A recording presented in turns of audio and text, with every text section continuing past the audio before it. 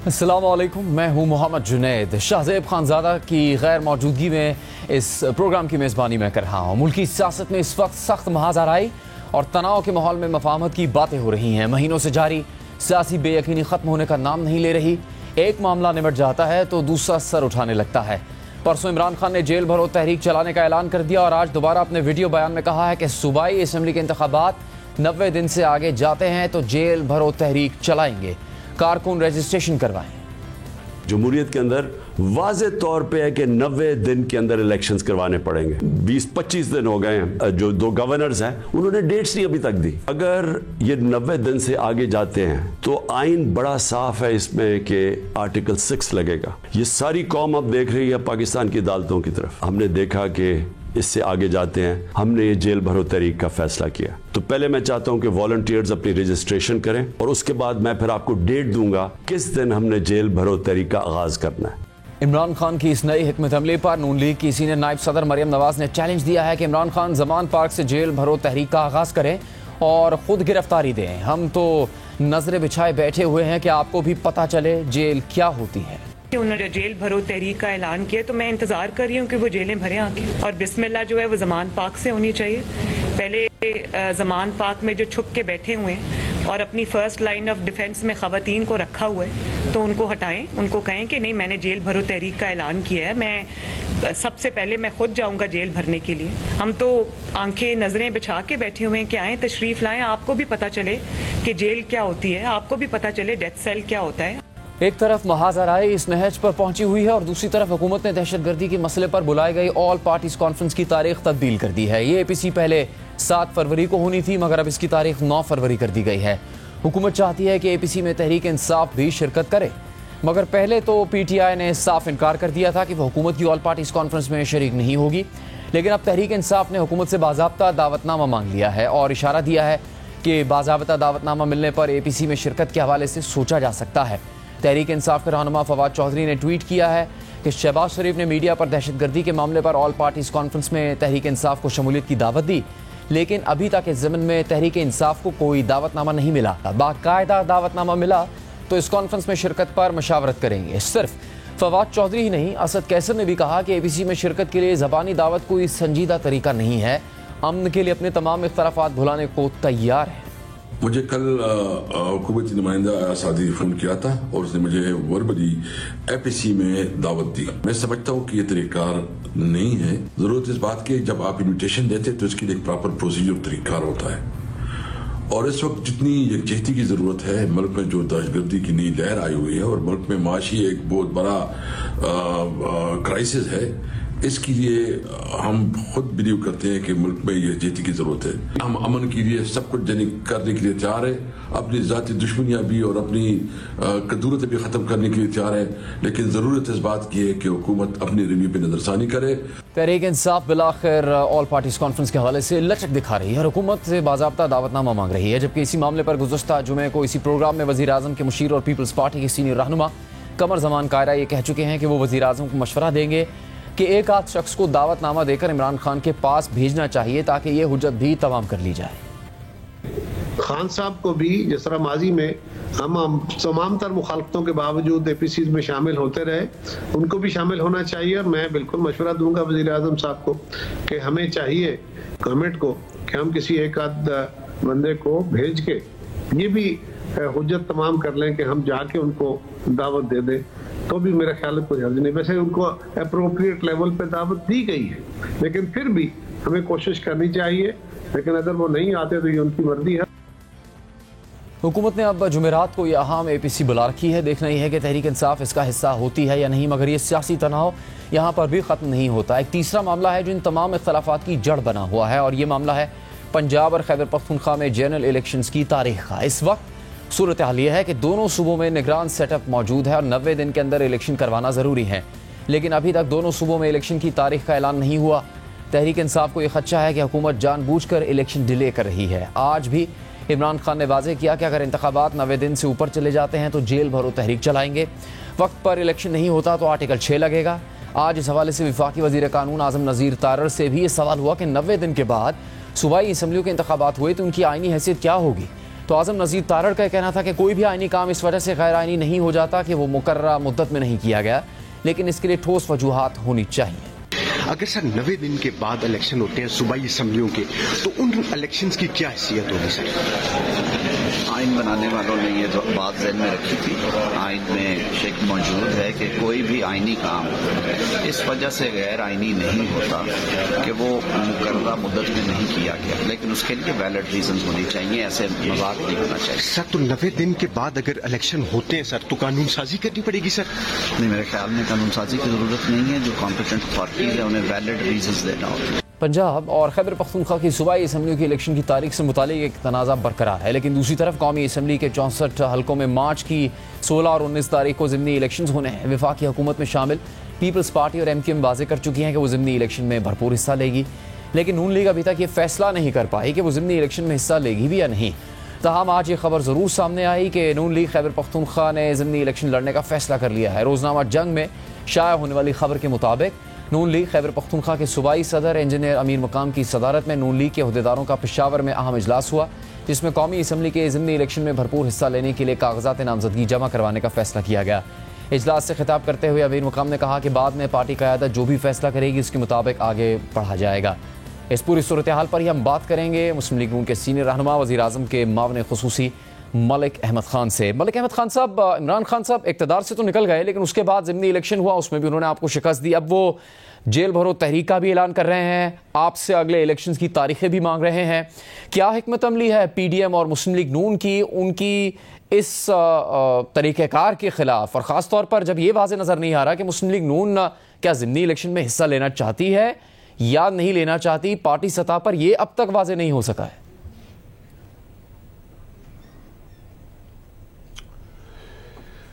जी आपका बहुत शुक्रिया। देखिए, दो सवाल बड़े ज़रूरी हैं कि जब भी आप किसी सियासी मसले की बात कर रहे होते हैं तो उसको सारे पहलुओं से देखा जाना चाहिए।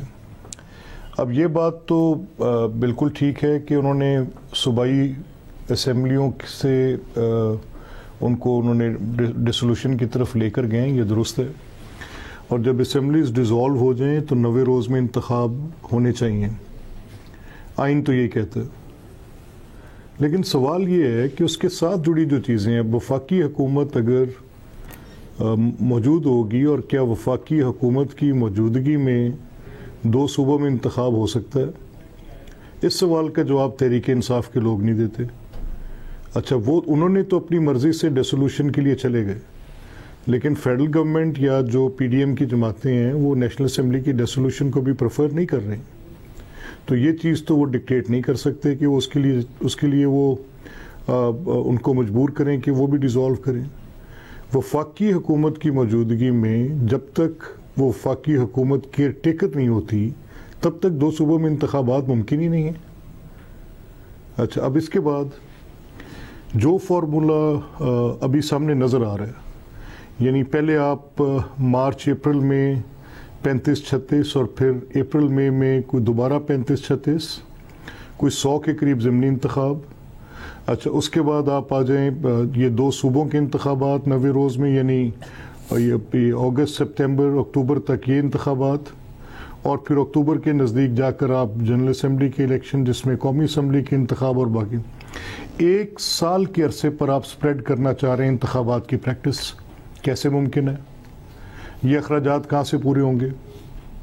यानी जो काम तकरीबन 20-22 अरब में होना है वो पहले 44 का नंबर आया, फिर बाई इलेक्शंस के इंडक्ट होने के बाद उसका उनके बाई इलेक्शंस के जो ये स्केड्यूल्स आए उसके बाद ये बात 61-62 अरब पे गई। फिर एक तखमीना आया कौमी असम्बली का ही अगर साइज सबसे बड़ा है सूबाई असम्बली तहलील होने से पहले, तो वो तो PDM हुकूमत ने ही ये फैसला किया कि मंजूर किए जाएंगे इस्तीफे तहरीक इंसाफ के अरकान के। उस वक्त नहीं अंदाजा था कि इतने अखराजात होंगे इलेक्शन करवाने पे कौमी असम्बली के। देखिए, नहीं ये बात नहीं, बिल्कुल ऐसा नहीं है। हम उन्हें कहते रहे आप वापस आए, और जब कुछ 6-8 महीने बिल्कुल उन्होंने इसको मजाक बनाए रखा तो ठीक है, फिर बिल्कुल एक्सेप्ट करने चाहिए थे, ठीक एक्सेप्ट किए। सवाल ये नहीं है, सवाल ये है कि आप सिस्टम का मजाक नहीं बना सकते, मुमकिन नहीं है। आप पार्लियामेंट्री स्पिरिट को डिफीट आपके, अब चलें मैं खड़ा होता हूँ जी अपना हर हल्के से खुद खड़ा हूँगा, फिर जब देखा क्वालिफिकेशंस के इशू आ रहे हैं तो फिर कहा नहीं अब मैं खड़ा नहीं होता।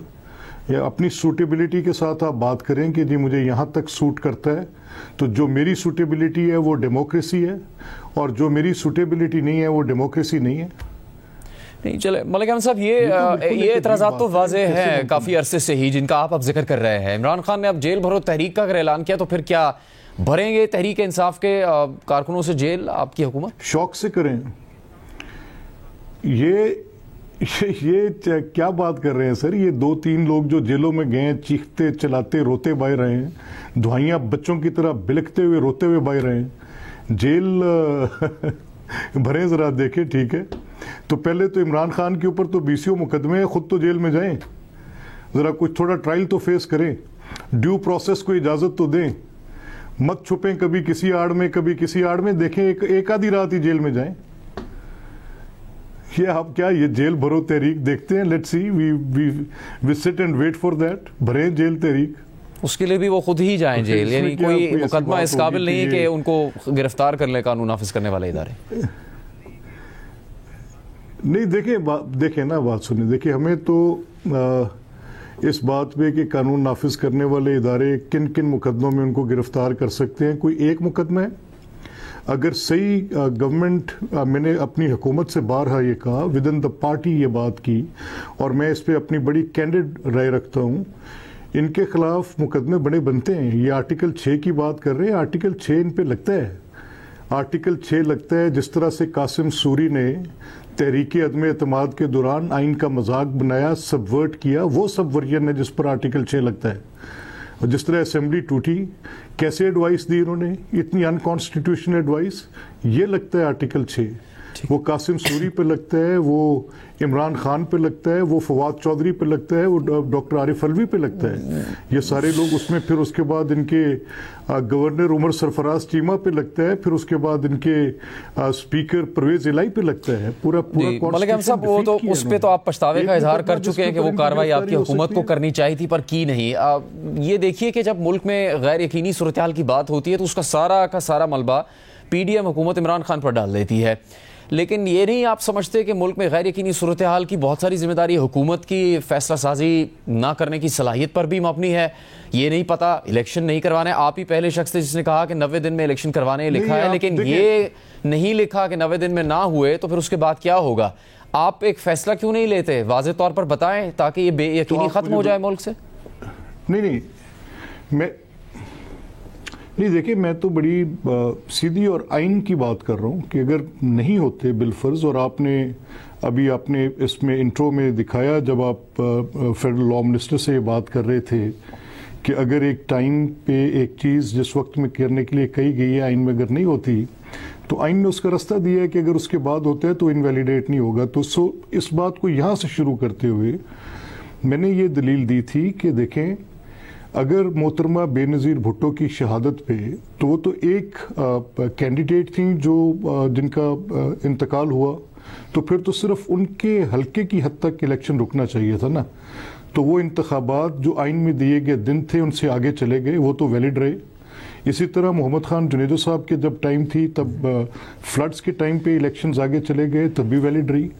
अब ये जो रीजंस हम आपको बता रहे हैं उनकी मौजूदगी में ये आइन तजवीज़ नहीं करता कि अगर 90 रोज़ में इंतखाबात ना हो तो आर्टिकल 6 जैसे इनकी एक बात है, आर्टिकल 6 सबवर्जन पे हम सबवर्ट नहीं कर रहे। हम कह रहे हैं कि इन 90 डेज में इलेक्शन के इनेकाद के लिए ज़रूरी है कि आप ये कुछ जो बातें लेट्स से चले आप तसव्वुर कर लें कि ये तो किसी तरह से आप कर लें, कोई अरेंजमेंट हो जाए, ऐसा अरेंजमेंट हो जाए जिसके तहत कोई एक पॉलिटिकल फ्रेमवर्क पे एक एग्रीमेंट हमारा बन जाए और बातचीत हो जाए। अच्छा, ये 2 असेंबलियों में आप इंतखाब करवा लेते हैं, इसके नतीजे में किसी की भी हुकूमत कायम हो जाती है, भले से मेरी या मेरे अपोजिट पार्टीज़ की, वो हुकूमत कायम हो गई। अब उनकी मौजूदगी में आप क्या जनरल असेंबली के इलेक्शंस करवाएंगे, नेशनल असेंबली के इलेक्शंस होंगे? लेकिन इमरान खान साहब जो कुछ कह रहे हैं और उनकी जो सियासत रही है, उनका जो इक़्तिदार, उस पर मरियम नवाज साहिबा ने क्या कहा है वो आपको दिखाते हैं। आज बाजवा साहब जब रिटायर हुए तो उन्होंने लोगों को कहा कि मैं मानता हूं कि इमरान खान जैसा ब्लंडर हमसे हुआ है, ये पाकिस्तान के 75 सालों में तारीख का सबसे बड़ा ब्लंडर था, और ये वो ब्लंडर था जिसने मुल्क के एक कोने की दूसरे कोने से लेकर दूसरे कोने तक तबाही मचा दी।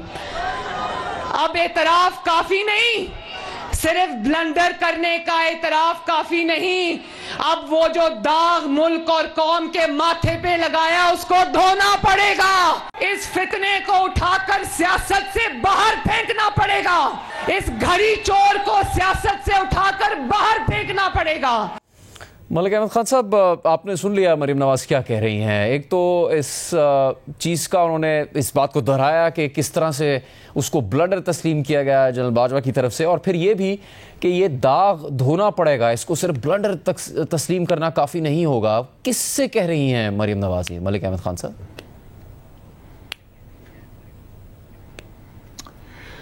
देखिए, वो शायद अपने रिजॉल्व का इजहार कर रही हैं कि हमें जो इमरान ने बिल्कुल एक फॉल्स, बिल्कुल एक्सेंचुएटेड पोजीशन उन्होंने क्रिएट की, जिसमें उन्होंने अपनी ही तशरीहात मईशत की, अपनी ही तशरीहात सियासत की, अपनी ही तशरीहात पाकिस्तान की तरक्की की उन्होंने बनाकर सिर्फ एक सिर्फ बयानिए की बुनियाद पर अपने आप को ज़िंदा रखने की कोशिश की। मरीम नवाज गालिबन ये रिजॉल्व दे रही हैं, जो मेरी समझ में जो ये बात कह रही हैं कि हमें एक पब्लिक मूवमेंट के साथ, एक अपनी बेहतर हिकमत अमली के साथ, अवामी तकालीफ का मदावा करते हुए इन रियल टाइम अपनी उस डिलीवरी के साथ जो कि मुस्लिम लीग नून की हुकूमत का हमेशा से तो इम्तियाज़ रहा है, जिसमें आप देख सकते हैं, आप किसी चीज़ पे भी फुटप्रिंट देखें, अपनी कारकर्दगी के साथ हमें इन चीज़ों को और इस किस्म के झूठ को और इस किस्म की एक जो सियासत इमरान ने की है, इस दाग को हमें धोना पड़ेगा। तो ये उनका रिजॉल्व है जिसका वो इजहार कर रही हैं। अच्छा, मजीद देखिए उनकी गुफ्तगू, फिर हम आपसे एक सवाल करते हैं। हमें तो कहा जाता है ना कि 8 महीने की हुकूमत है, ये हुकूमत 28 नवंबर के बाद शुरू हुई है। हमारी हुकूमत 28 नवंबर के बाद शुरू हुई, उससे पहले लाडली के सरपरस्त मौजूद थे। कानून अपनी हरकत में आएगा, जुर्म साबित होता है, हो रहा है, तो फिर आपको अंजाम उसका भुगतना पड़ेगा। मलिक अहमद खान साहब, आपके बारे में भी लिखा गया है कि आपके भी किसी हवाले से करीबी ताल्लुकात थे या हैं कमर जावेद बाजवा से। ये मरीम नवाज का मौक़िफ़ है कि 28 नवंबर से पहले कुछ और था मुल्क में, 28 नवंबर के बाद कुछ और है, या मुस्लिम लीग नून या पूरी पीडीएम ही यही समझती है और हकीकत भी यही है क्या?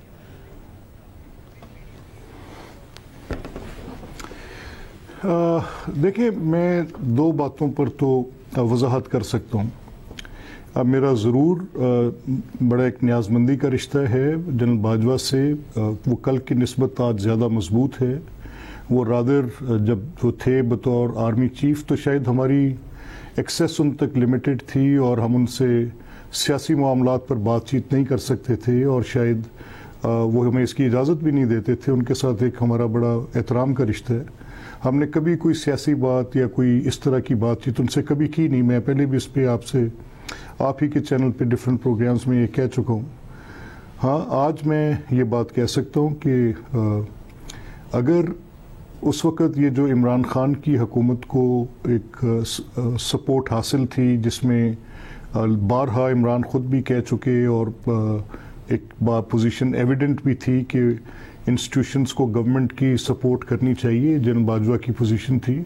वो सपोर्ट जब जनरल बाजवा आर्मी चीफ थे, मैंने इस हुकूमत के लिए भी, जो पीडीएम की हुकूमत है, इसके लिए भी देखी, मौजूद थी वो सपोर्ट इंस्टीट्यूशनल मैटर्स में, चाहे वो सफारती मामलात हैं, चाहे वो सिक्योरिटी के मामलात हैं, चाहे वो कहीं इकोनॉमी से रिलेटेड उनकी इनपुट की रिक्वायरमेंट कहीं थी, तो उसको तो मैंने ज़रूर मेरे मुशाहिदे में आई।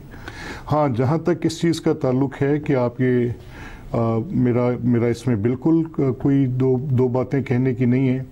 नंबर 1, आप ये कहें कि कुछ अदालती फ़ैसले ऐसे हैं जिस पर मैं मुतरज़ हूँ।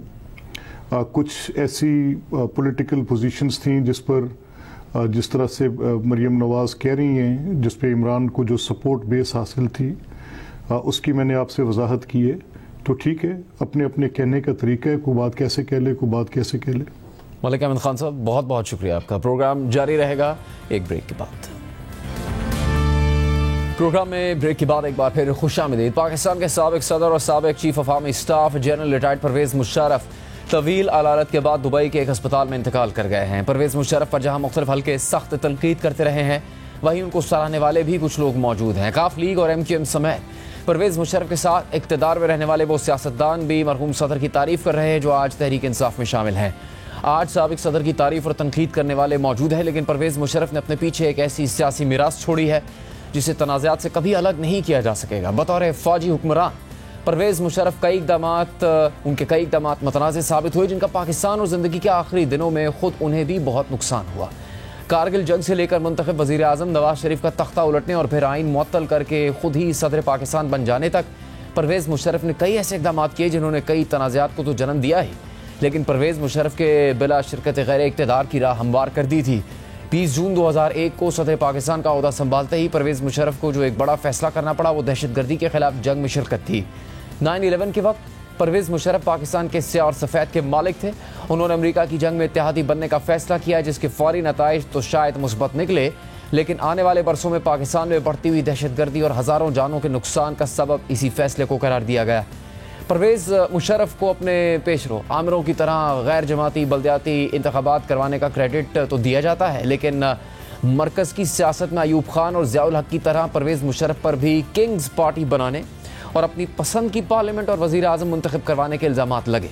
2002 से 2007 तक मुल्क में नाम नहाद जमहूरियत भी रही, मुंतखब पार्लियामेंट और वज़ीर आज़म भी अपना काम करते रहे, लेकिन परवेज मुशर्रफ बावर्दी सदर भी रहे और मुल्क की तकदीर के सारे फैसले करते रहे। परवेज मुशर्रफ के मतनाज़ तरीन फैसलों में से एक 2 बार आइन मुअत्तल करके PCO जारी करना और आला अदलिया के जज साहिबान को ओहदों से हटाना था। 26 जनवरी 2000 और फिर 3 नवंबर 2007 को परवेज मुशर्रफ ने 2 मरतबा आइन मुअत्तल किया और मुल्क में इमरजेंसी नाफिज करके आला अदलिया के जजेस को PCO के तहत हल्फ उठाने पर मजबूर किया। जनवरी 2000 में परवेज मुशर्रफ अपने इक़्तिदार के अरूज पर थे, इसीलिए चीफ जस्टिस सईदुज़्ज़मान सिद्दीकी और उनके दीगर साथी जजेस की मज़ाहमत कामयाब नहीं हो सकी। परवेज मुशर्रफ ने मुखालिफ जजेस को फारिग भी किया और PCO के तहत हल्फ उठाने वाले जजेस से मनपसंद फैसले भी लिए, लेकिन 3 नवंबर 2007 को फ़ज़ा मुख्तलिफ थी। मुल्क में दहशतगर्दी के खिलाफ जंग छिड़ चुकी थी, जिसमें सिक्योरिटी एहलकार और आम शहरी मुसलसल कुर्बानियाँ दे रहे थे। लाल मस्जिद ऑपरेशन हो चुका था, अकबर बुगटी एक फ़ौजी ऑपरेशन में कत्ल किए जा चुके थे, बलूचिस्तान में हालात संगीन थे। इसके अलावा मुल्क में सियासी बेचैनी भी बढ़ चुकी थी। परवेज मुशर्रफ और उनके हामी सियासतदानों की आवाम के अंदर जड़ें कमज़ोर हो चुकी थी। परवेज मुशर्रफ पर वर्दी उतारने के लिए सियासी और अवामी दबाव बढ़ चुका था और इसी दौरान वकला तहरीक ने परवेज मुशर्रफ के इक़्तिदार को मज़ीद कमज़ोर कर दिया। 2007 में जजेस को बरतरफ करके नज़रबंद करना परवेज मुशर्रफ की सबसे बड़ी गलती साबित हुई, जिसके बाद इक़्तिदार उनके हाथ से जाता रहा। परवेज मुशर्रफ की भारत के साथ ताल्लुकात की पॉलिसी भी उतार चढ़ाव का ही शिकार रही। एक तरफ उन्हें कारगिल जंग का मेमार कहा जाता रहा और दूसरी तरफ वो भारत के साथ ताल्लुकात बेहतर बनाने में भी बहुत आगे चले गए थे। मीडिया की आज़ादी के हवाले से भी परवेज मुशर्रफ दोहरी पॉलिसी का शिकार रहे। उन्हीं के दौर में सरकारी मीडिया के अलावा प्राइवेट मीडिया को आज़ादी दी गई और फिर उन्हीं के दौर में मीडिया पर बदतरीन पाबंदियाँ भी लगीं।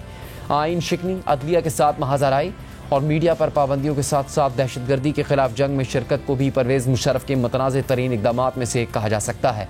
परवेज मुशर्रफ ने 2008 में जो पाकिस्तान छोड़ा वो उस पाकिस्तान से बहुत बुरी हालत में था जिस पर उन्होंने 1999 में हुक्मरानी का आगाज़ किया था। स्वात, कबायली इलाकों और बलूचिस्तान में खाना जंगी की सूरत हाल थी। कराची में बदअमनी की बुनियाद डाली जा चुकी थी। मुल्क की मईशत की हालत ख़राब हो चुकी थी। सियासी इंतशार बहुत बढ़ चुका था। मुल्क की मफाद के हवाले से परवेज मुशर्रफ की सबसे बड़ी गलती क्या थी? सवाल रखेंगे अपने मेहमान सीनियर तज्ज़ियाकार सलीम साफ़ी के सामने। साफ़ी साहब, शुक्रिया आपके वक्त का। उनकी सबसे बड़ी गलती क्या करार पाएगी? आइन शिकनी जिसके ज़रिए से वो इक़्तिदार पर काबिज़ हुए, दहशतगर्दी के खिलाफ जंग में जाना, या फिर अदलिया से महाजराई उनकी सबसे बड़ी गलती थी?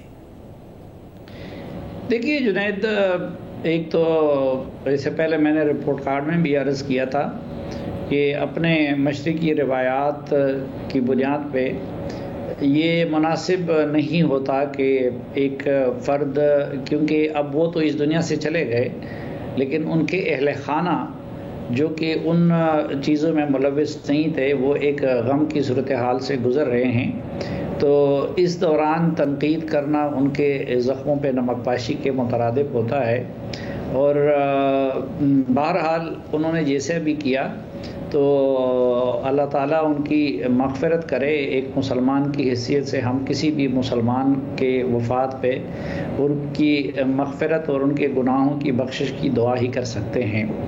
लेकिन ज़ाहिर है कि जो उम्मुल जराइम था और जो उम्मुल जराइम है और जो किसी भी फ़र्द के लिए रहेगा, वो आइन शिकरी और आइन तोड़ना और आइन को एब्रोगेट करना है। और ये एक मीसाक है जिसकी बुनियाद पे ये इस मुल्क के मुख्तलिफ़ तबक़ात एक दूसरे के साथ जुड़े हुए हैं। और अगर कोई इस मीसाक को तोड़ने की कोशिश करता है तो फिर अगर वो पाकिस्तान को जन्नत भी बना दे तो हम उनकी तारीफ़ और तौसीफ़ नहीं कर सकते। साफ़ी साहब, आपकी बात को मद्देनज़र रखते हुए हम उनकी ज़ाती ज़िंदगी पर तो बात कर ही नहीं रहे। जो उन्होंने अपने दौरे इक़्तिदार में इस मुल्क में इक़दामात किए उसके हवाले से बात कर रहे हैं और फिर वो पूरे मुल्क को मुतासिर करते थे, इसीलिए आपके सामने ये सवाल रखा। उनके दौरे इक़्तिदार में उनके जो इक़दामात थे, क्या उनको बयान करने की एक ही हकीकत होनी चाहिए या फिर अच्छे और बुरे में तकसीम की जा सकती है? चूँकि जिस बदतरीन हालत में वो मुल्क को छोड़ कर गए, जिस वक्त उनका इक़्तिदार ख़त्म हुआ, बदतरीन लोड शेडिंग का शिकार था, मईशत बहुत ही बुरे हालात में थी, आधे से ज़्यादा मुल्क में खाना जंगी की सूरत हाल थी। उनके इक़्तिदार के ख़ात्मे के बाद बैनुल-अक़वामी मंजरनामे पर ये हेडलाइंस लगी कि पाकिस्तान एक नाकाम रियासत है। तो क्या एक ही मुसल्लमा हकीकत होनी चाहिए उनके इक़्तिदार से जो नुकसान पहुँचा पाकिस्तान को या फिर पाकिस्तान के मुस्तक़बिल को? नहीं, वो तो तारीख़ का सबक यही है और पाकिस्तान के हालात ने भी हमें बार बार ये सबक दिया है कि बदतरीन जमहूरियत के नताइज वो बेहतरीन आमिरियत से वो अच्छे होते हैं। और यकीनन परवेज़ मुशर्रफ साहब भी बहुत सारे ज़ाती महासिन के हामिल थे, लेकिन चूँकि वो गैर आइनी तरीके से इक़्तिदार पे काबिज़ हुए थे और चूँकि वो आइन शिकरी करके इक़्तिदार चला रहे थे, इसलिए वो उनके ज़ाती महासिन किसी काम नहीं आए और अल्टीमेट नतीजे के तौर पे उनका दौरे इक़्तिदार पाकिस्तान के लिए फ़ायदे के बरक्स बेतहाशा नुकसानात का बायस बना, जिसमें कुछ की तरफ आपने भी इशारा किया। जी साफ़ी साहब, जो मुल्क में दहशतगर्दी की एक लहर चली और ख़ास तौर पर आपका जो सूबे से ताल्लुक़ है खैबर पख्तूनख्वा में और फिर बलूचिस्तान में जो कुछ हुआ, उसमें परवेज़ मुशर्रफ की पॉलिसीज़ के जो असरात थे उसका नुकसान कितना बड़ा है? हम आज भी पूरी तरह दहशतगर्दी से छुटकारा नहीं पा सकें। देखिए, उसकी बुनियाद तो डाली थी जनरल ज़ियाउल हक साहब ने, और ये जो इंतहा पसंदी है और दहशतगर्दी है और फ़िरक़ावारियत है और स्टेट से हट के ग्रूही जिहाद के तस्वुरात हैं, ये सारी चीज़ें इस माशरे और इस मुल्क में राइज की गई ज़ियाउल हक के दौर में।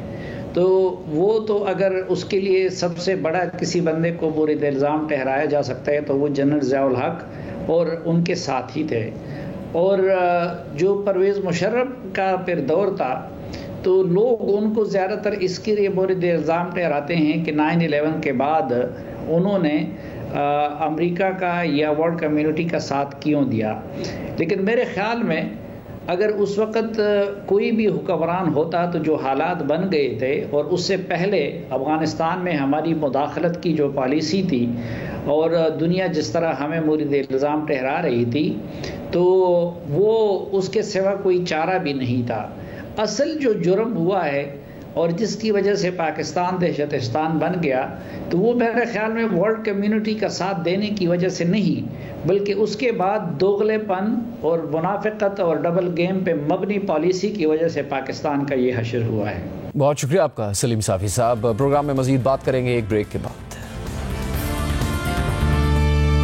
प्रोग्राम में एक बार फिर खुशामदीद। पाकिस्तान तहरीक इंसाफ के चेयरमैन इमरान खान का कल अमरीकी हफ्तरोज़ा मैगज़ीन में एक इंटरव्यू शाया हुआ। ये इंटरव्यू अमरीकी सहाफ़ी आइज़ैक जॉर्टनर ने किया, जिसमें इमरान खान से इस्टेब्लिशमेंट के साथ उनके ताल्लुकात, तालिबान से मुतालिक उनकी ख़यालात और ख़वातीन से मुतालिक उनके हालिया तबसरों पर सवालात किए गए और कहीं पर सख्त सवालात भी किए गए। इस इंटरव्यू में कुछ सवालात पर इमरान खान के पास कोई वाज़ेह जवाब नहीं था। इमरान खान अपनी पोजीशन का दिफा तो करते रहे, मगर अमरीकी मैगज़ीन न्यूयॉर्कर ने अपने इस इंटरव्यू में वाज़ेह किया है कि इमरान खान के दौर में न सिर्फ इंसानी हुकूक की पामालियाँ होती रहीं, बल्कि करप्शन का तासुर भी बढ़ा और मनी लॉन्ड्रिंग जैसे मामला बगैर किसी रोक टोक के चलते रहे। सहाफ़ी आइज़ैक ने इमरान खान से सवाल किया कि जब आप वज़ीर आज़म थे तो आपको कितना ये महसूस हुआ कि असल सरबराही आपके पास है और कितना ये महसूस हुआ कि चार्ज तो फ़ौज के पास है। आप कहते हैं कि आपको इख्तियारात से मुतालिक बैलेंस चाहिए, लेकिन प्रैक्टिस में ऐसा करना मुश्किल लगता है। जिसका इमरान खान ने जवाब दिया कि मेरी 3.5 साल हुकूमत के 3 सालों में मेरी हुकूमत और फ़ौज एक पेज पर रही है।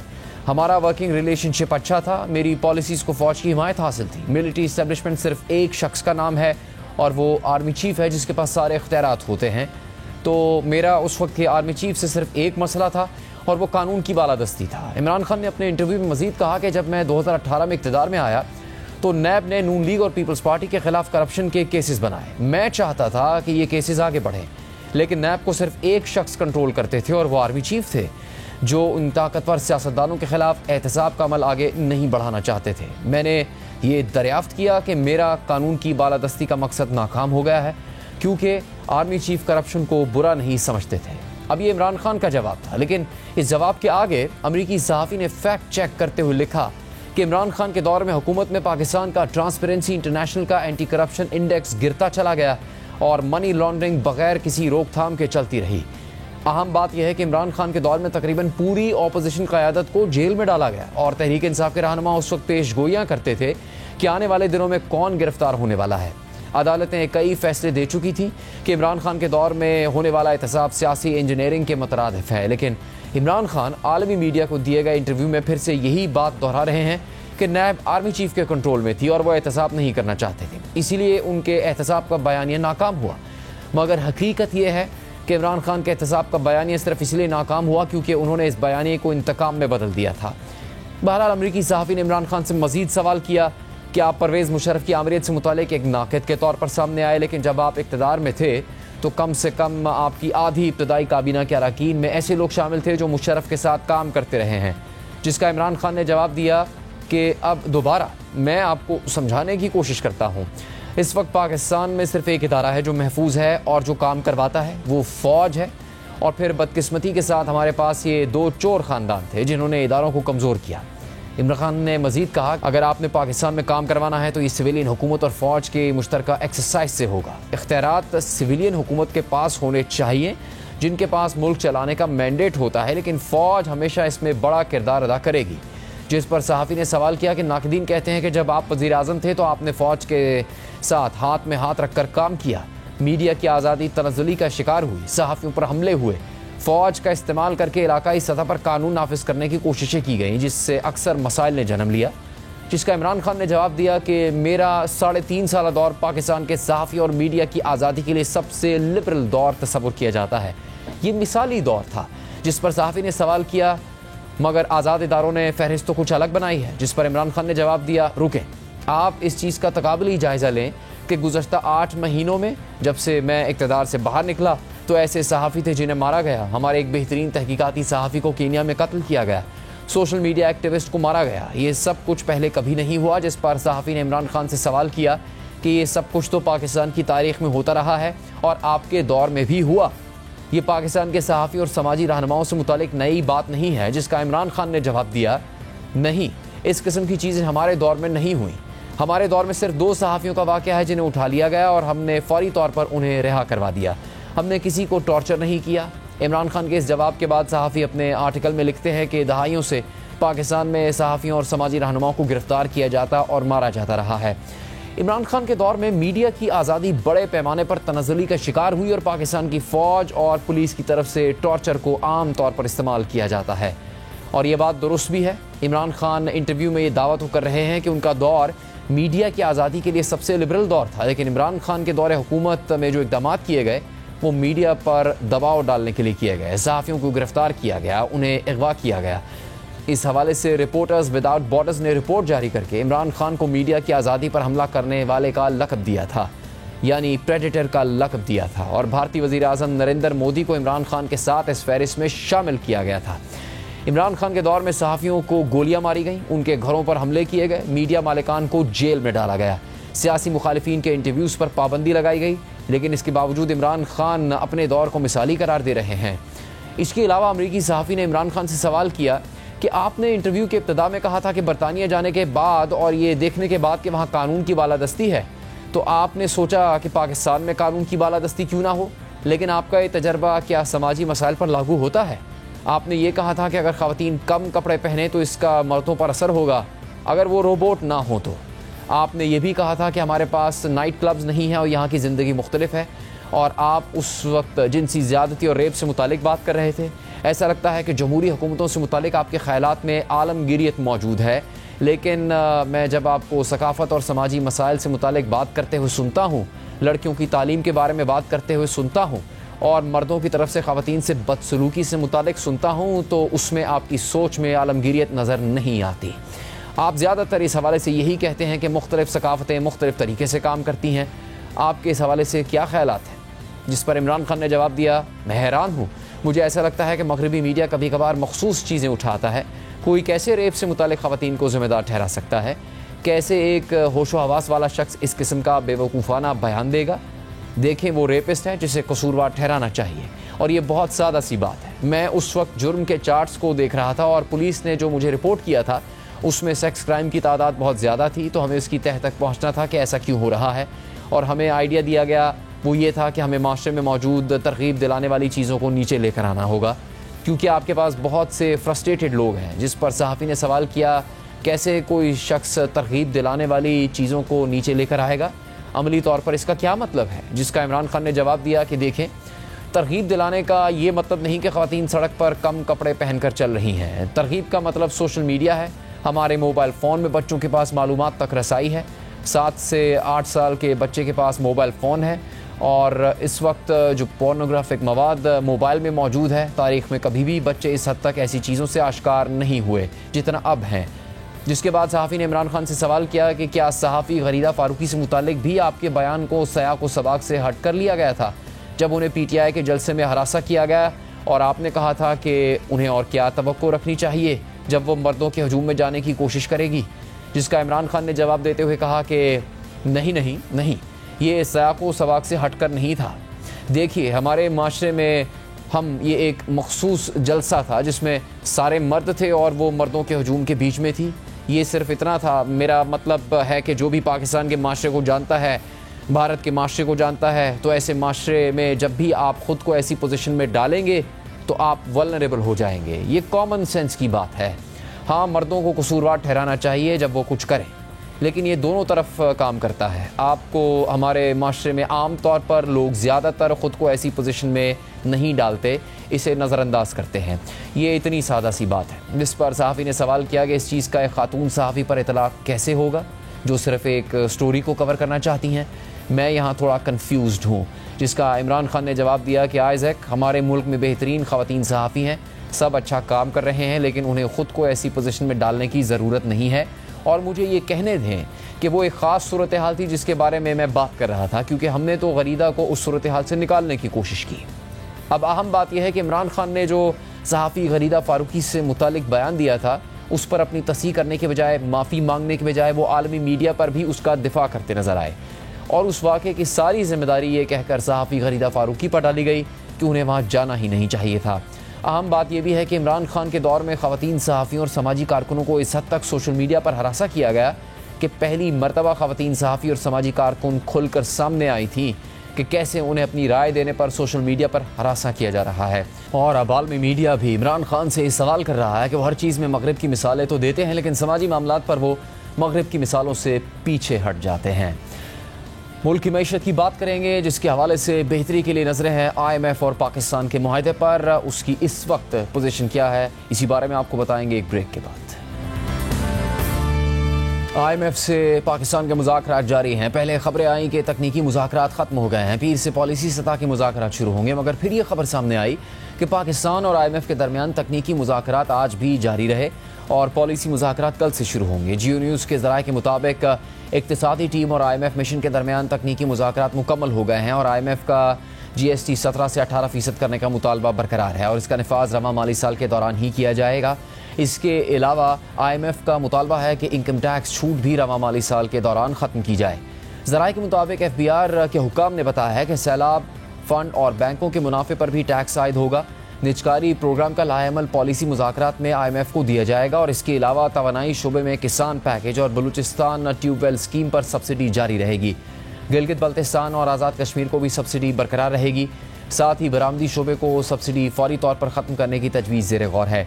ज़राए के मुताबिक मुज़ाकरात में इत्तेफाक किया गया कि सूबे बरामदी शोबे को सब्सिडी फराहम करने में आज़ाद होंगे। PSDP और गैर तरक्याती अखराजात में कटौती की जाएगी। इसके अलावा पेट्रोलियम मसनूआत पर सेल्स टैक्स या पेट्रोलियम लेवी नाफिज करने पर ताहाल फैसला नहीं हो सका है, मगर हुकूमत तवानाई के शोबे में गर्दिशी कर्ज में फौरी 1000 अरब रुपए तक कमी लाने पर आमादा हो गई है। IMF की तरफ से सख्त शराइत सामने आ रही हैं। खुद वज़ीर आज़म IMF के साथ मुज़ाकरात के हवाले से खबरदार कर रहे हैं। गुज़श्ता रोज़ वज़ीर आज़म शहबाज शरीफ ने कहा कि IMF का वफ़द ख़जाना और तिजारत की वजारतों की एक एक किताब को देख रहा है, एक एक धेले की सब्सिडी को देख रहा है। IMF का वफ़द हर किताब देख रहा है, चाहे वो कॉमर्स की है, चाहे वो फाइनेंस की है, चाहे वो पेट्रोलियम की है, चाहे वो पावर सेक्टर की है। एक एक चीज़ देख रहा है, एक एक धेले की जो सब्सिडी है उसको देख रहा है। इससे पहले भी वज़ीर आज़म शहबाज शरीफ कह चुके हैं कि IMF वज़ारत ख़जाना को टफ टाइम दे रहा है। IMF का डेलीगेशन इस्लामाबाद में बैठा है। यकीनन फाइनेंस मिनिस्टर और उनकी टीम को बहुत टफ टाइम दे रहा है। हमारा जो इसको इकोनॉमिक जो चैलेंज है इट इज़ अनइमेजिनेबल, और हमारी जो IMF के साथ जो शराइत हमने अपने पूरी करनी है वो इट्स बियॉन्ड इमेजिनेशन, लेकिन मजबूरी उसको करना है, हमने हर सूरत करना है। साथ ही बैन अल-अक़वामी मीडिया भी पाकिस्तान के ख़राब माशी हालात की निशानदेही कर रहा है। फाइनेंशियल टाइम्स की रिपोर्ट के मुताबिक पाकिस्तान तबाही के दहाने पर है। एटमी ताकत और इसे कर्ज देने वाले डिफ़ॉल्ट से बचने के लिए सख्त इक़दाम उठा रहे हैं। मुल्क की करेंसी बुरी तरह गिर चुकी है। रिपोर्ट के मुताबिक चीन, IMF और पेरिस क्लब को पाकिस्तान को कर्ज़ों की तंजीम नौ के मुज़ाकरात में तेज़ी लाने की ज़रूरत है। पाकिस्तान को पावर ब्रेकडाउन, मौसमियाती तबाहकारी और दहशतगर्दी का भी सामना है। इस वक्त सूरत हाल ये है कि ज़र मुबादला के ज़खायर $3 अरब तक गिर चुके हैं और आइंदा आने वाले दिनों में ये $3 अरब से भी नीचे जा सकते हैं। आज डॉलर्स की कदर में कुछ कमी आई है। इंटरबैंक में डॉलर की कदर में ₹1.28 की कमी आई है। $1 $276.58 से कम होकर $275.30 का हो गया है, जबकि ओपन मार्केट में डॉलर की कदर ₹283 पर बरकरार है। IMF से मुज़ाकरात अभी जारी हैं और ये 9 फरवरी तक जारी रहेंगे। प्रोग्राम का यहाँ पर इख्तिताम होता है। इजाज़त दीजिए।